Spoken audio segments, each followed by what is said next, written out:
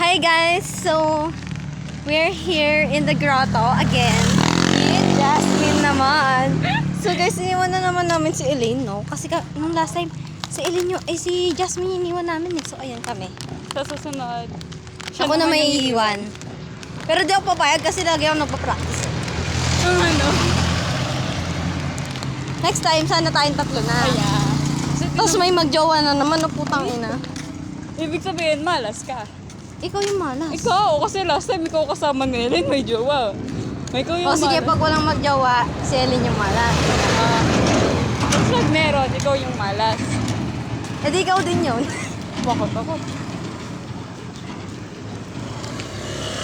So, di nyo alam na malayo pa yung akyatin namin. Alam nyo ba, after namin makauwi no, ni Elaine, nangangatog yung paa ko. Itom ka na alapan na ito. Baka mamaya. Tapos nanginginig yung paa ko, guys. Alam nyo ba yun? Tapos medyo naiiyak ako, ganun. Sakit na paa ko. Tita, Pakita mo. can you hilot my feet? Sabi ko ba naman? Ito yung papakita ko, guys.